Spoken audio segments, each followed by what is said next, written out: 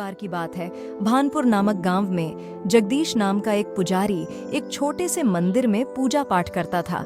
लेकिन वह अंदर से बहुत लालची और कपटी था। वह भगवान के नाम पर दान दक्षिणा जमा करता, लेकिन उसे अपने ही सुख सुविधाओं पर खर्च करता था।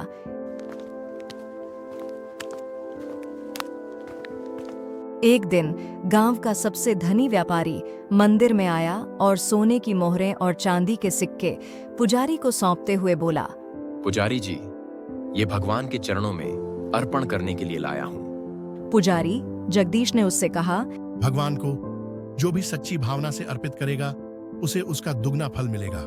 व्यापारी ने खुशी खुशी दान पेटी में मोहरें डाल दी। मोहरों की चमक देख पुजारी जगदीश की आंखों में लालच छा गया। उसने सोचा, अगर ये सारा धन मेरा हो जाए तो मैं जीवन भर आराम से रह सकता हूँ। रात में उसने दान पेटी से सारा धन निकाला और एक पोटली में बांधकर अपने घर ले आया। घर पहुंचकर जगदीश ने अपनी पत्नी को धन दिखाया। उसकी पत्नी हैरानी से बोली, सुनो जी, इतना सारा धन आप कहाँ से लाए? जगदीश ने उसे झूठ बोलते हुए कहा, भाग्यवान, भगवान ने हमारी किस्मत चमका दी है। अब हमें यहाँ नहीं रहना चाहिए। चलो किसी दूसरे स्थान पर चलते हैं। पत्नी ने मना किया, लेकिन जगदीश की जिद के आगे उसे झुकना पड़ा। दोनों धन लेकर गांव छोड़कर जंगल की ओर निकल पड़े। रात होते होते वे एक घास की झोपड़ी पर पहुंचे। झोपड़ी अंदर से अजीब और डरावनी थी। जानवरों की हड्डियां चारों ओर बिखरी थीं। पत्नी ने डरते हुए कहा, ये जगह मुझे सही नहीं लगती। हमें यहाँ से कहीं और जाना चाहिए। भाग्यवान, हमारे पास और कोई विकल्प नहीं है और एक रात की ही तो बात है। सुबह जल्दी ही हम यहाँ से निकल जाएंगे। इतना कहकर जगदीश और उसकी पत्नी वहीं झोपड़ी में सो गए। रात को झोपड़ी में एक खूंखार राक्षस आया। वह हाथ में मांस लेकर खुशी खुशी गुनगुना रहा था। तभी उसने झोपड़ी में जगदीश और उसकी पत्नी को सोते हुए देखा। राक्षस ने सोचा, मैं तुम दोनों को खा जाऊंगा। शोर सुनकर दोनों की आंख खुली और उन्होंने राक्षस को देखा। डर के मारे उनके पसीने छूट गए। जगदीश उसके पैरों में गिरकर बोला, महाराज, मैं एक साधारण पुजारी हूँ। मैं मांस नहीं खाता।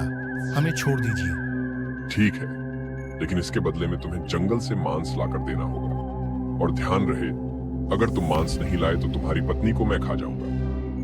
डर के मारे जगदीश जंगल में गया और एक मरे हुए भालू के बच्चे को ढूंढकर वापस झोपड़ी में आया। लेकिन झोपड़ी में उसने जो देखा उससे वह सन्न रह गया। राक्षस उसकी पत्नी को खा चुका था।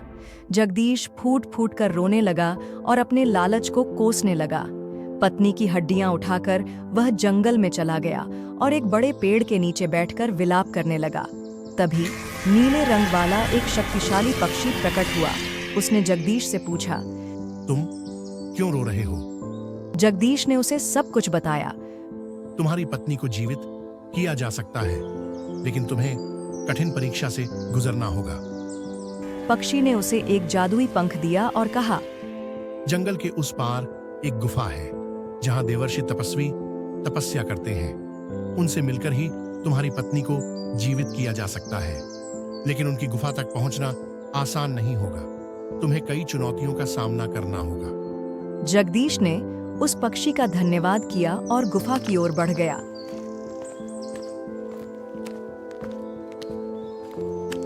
रास्ते में उसे एक डरावना वनमानुष मिला। वनमानुष उससे बोला, तुम्हें अपनी पत्नी को बचाने के लिए मुझसे होकर गुजरना होगा, लेकिन मैं तुम्हें तब तक आगे नहीं जाने दूंगा जब तक तुम मेरी पहेली का उत्तर नहीं देते।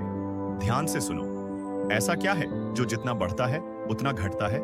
सोच समझकर उत्तर देना, क्योंकि गलत जवाब तुम्हारे उद्देश्य को असफल कर देगा। जगदीश ने कुछ क्षण विचार किया, फिर मुस्कुराकर बोला, महाराज, इसका उत्तर है समय। समय हमेशा चलता रहता है। जैसे जैसे समय बढ़ता है, हमारी उम्र घटती जाती है। जीवन का हर पल हमें मृत्यु के करीब ले जाता है। इसलिए समय की सबसे बड़ी सीख है कि इसे व्यर्थ न गंवाएं, बल्कि हर क्षण का सदुपयोग करें। वनमानुष ने उसकी बुद्धिमत्ता और उत्तर के गहरे अर्थ को सराहा। वह बोला, तुमने सही उत्तर दिया।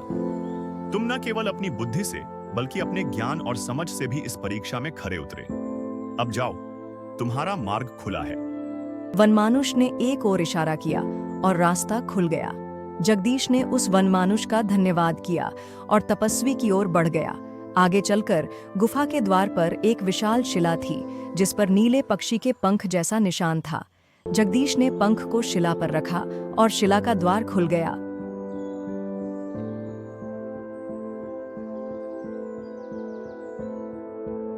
अंदर देवराज तपस्वी ध्यानमग्न बैठे थे। जगदीश ने तपस्वी के चरणों में गिरकर अपनी गलती स्वीकार की और पत्नी को जीवित करने की प्रार्थना की। तपस्वी ने आंखें खोलीं और बोले, पहले मुझे सच सच बताओ, क्या तुम्हारी इस स्थिति का कारण तुम्हारा लालच है? हाँ महाराज, मेरे लालच ने ही मुझे इस अंधकार में डाला। अगर तुम्हें दूसरा मौका मिले तो क्या तुम अपने जीवन को बदलोगे और दूसरों की भलाई करोगे? हाँ महाराज, मैं जीवन भर सत्य और परोपकार का मार्ग अपनाऊंगा। तुम्हारे उत्तर सच्चे और पश्चाताप गहरे हैं। अब मैं तुम्हें एक विशेष जल देता हूं। इसे उस राक्षस पर छिड़कना, यह उसे जला देगा और जैसे ही वह मरेगा तुम्हारी पत्नी पुनः जीवित हो जाएगी। लेकिन याद रखना, इस जल का उपयोग केवल सत्य और धर्म की रक्षा के लिए करना। जगदीश ने कृतज्ञता प्रकट की और तपस्वी द्वारा दिया गया जल लेकर झोपड़ी की ओर भागा। वहां पहुंचकर उसने राक्षस पर उस जल को छिड़क दिया। जैसे ही जल राक्षस पर पड़ा, वह चीखते हुए जलकर राख हो गया। उसी क्षण जगदीश की पत्नी फिर से जीवित हो गई। इस घटना ने जगदीश को सिखाया कि लालच और गलतियों का प्रायश्चित केवल सच्चाई और भलाई के मार्ग पर चलकर ही किया जा सकता है। उसने अपना जीवन दूसरों की सेवा और ईश्वर भक्ति में लगा दिया।